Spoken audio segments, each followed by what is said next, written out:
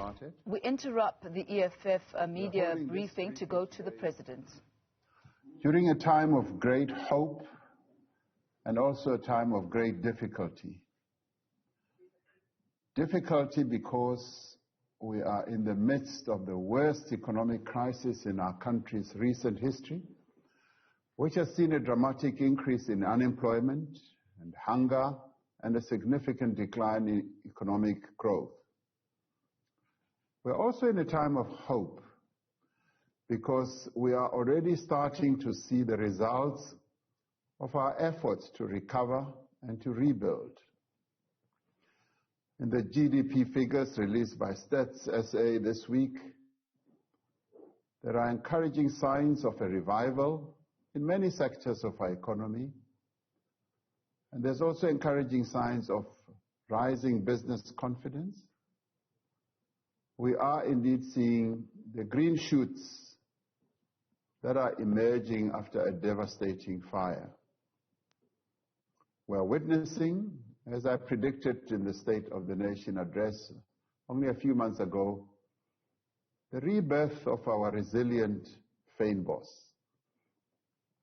The economic impact of the coronavirus pandemic has been severe, not only for South Africa, but for the global economy. As a country, however, our challenges predate the pandemic. We have experienced low economic growth and high levels of unemployment for many years. And this has been due to the structural constraints that hold our economy back. There's no doubt that the prospect of a continued energy shortfall and further load shedding presents a massive risk to our economy. That is why we have identified the achievement of energy security as one of the priority interventions in our economic reconstruction and recovery plan. Our ability to address the energy crisis swiftly and comprehensively will determine the pace of our economic recovery. We know that resolving the energy supply shortfall and reducing the risk of load shedding is our single most important objective in reviving economic growth, because there is no economy that can really grow substantially without energy security. In the past weeks and months, we have made some important progress in addressing the energy crisis under the leadership of the Minister of Mineral Resources and Energy. This includes the announcement of 11 successful bidders for the Risk Mitigation Power Procurement Program and the opening of bid window 5 of the Renewable Energy Program to procure 2,600 megawatts of new generation capacity from a number of sources, from wind, solar, PV projects. Eskom is working hard to improve the performance of its existing fleet of power stations despite all the challenges that it is currently addressing. It is also working hard to reduce the debt burden and complete its restructuring process. While these steps are positive and necessary, they are not enough to address the immediate and significant energy shortfall that threatens our economic recovery. We know that to confront the energy challenge will require bold and urgent action, not yesterday, but now. Incremental measures will not be sufficient to meet the scale of this challenge. We also know that in responding to any crisis, we must remain agile and we must be willing to adapt our interventions to match the circumstances that we face. The interventions that we planned yesterday may not be sufficient to meet our needs today. For this reason, we are today announcing a significant new step in further reforming our electricity sector towards achieving a stable and secure supply of energy. Following an extensive public consultation process and discussions within our own ranks in government and discussions between the Minister of Minerals, Energy and myself, and also a significant amount of technical work undertaken by the Department of Mineral Resources and Energy, we will be amending Schedule 2 of the Electricity Regulation Act to increase the NERSA licensing threshold for embedded generation projects from 1 megawatt to 100 megawatts. This intervention reflects our determination to take the necessary action to achieve energy security and to reduce the impact of load shedding on businesses and households across the country. There is evidence of our intention that we are putting forward today to tackle this economic crisis head-on by implementing major economic reforms that will transform our economy moving forward. It also demonstrates our commitment as government to listen carefully to experts, to engage closely with our social partners, and to take on board new ideas to address our long-standing challenges.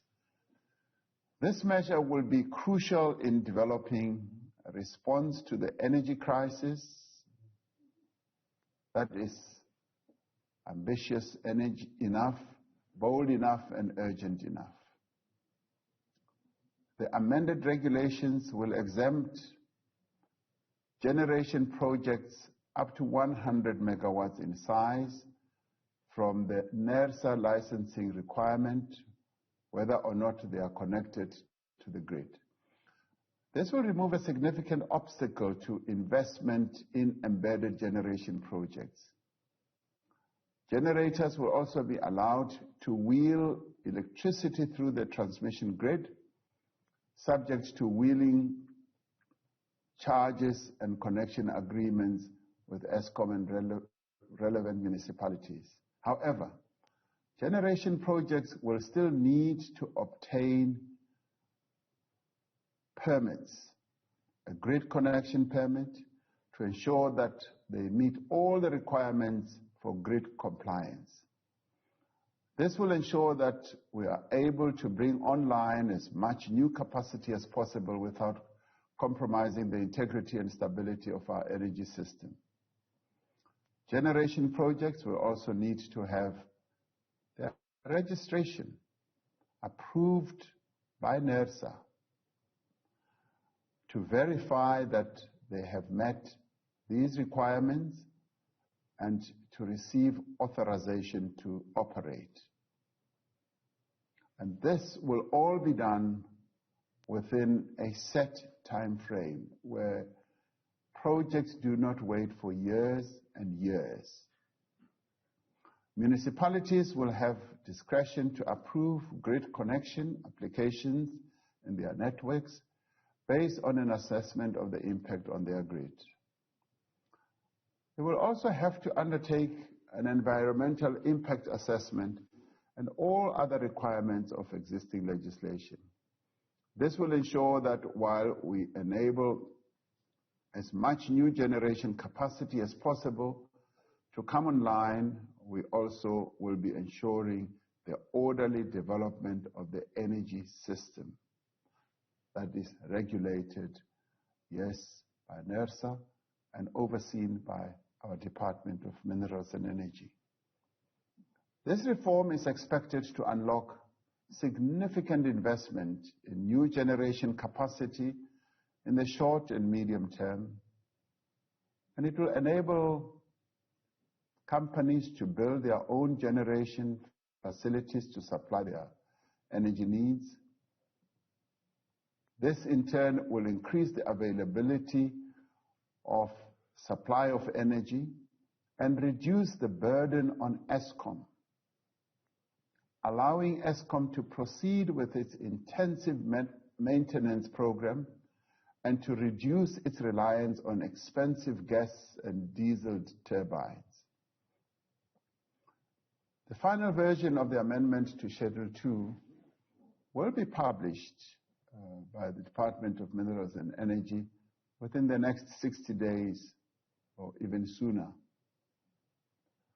We are faced with the significant challenge of achieving a swift and lasting economic recovery following many years of economic decline. This government has the task of building a new economy in the wake of a global pandemic and of placing our country on a strong footing for the next decade and beyond. While the challenges we face are steep, our starting point must be to acknowledge the severity of the crisis. If we recognize the challenge, if we understand its root causes, we can fund and implement solutions. Many funders are willing to come to the fore to fund the energy solutions that we can put forward. We are a country that is blessed with tremendous resources and resourcefulness. We have a bright future ahead of us. We just need to manage our way out of the crisis that we're facing. Today's announcement takes us one significant step further towards that future. I would like to thank Minister Mantashe and his team for working tirelessly to secure our energy supply and to forge a modern, forward-looking and sustainable energy system for our country. I'd also like to thank the Vulindlela team that operates, guided by the Deputy Minister of Finance and also the officials in my office. I think we've started a number of steps to move forward to the economic recovery that we've been talking about. Many more announcements will be coming forward as we take one step at a time to move towards recovery. Thank you very much, Minister.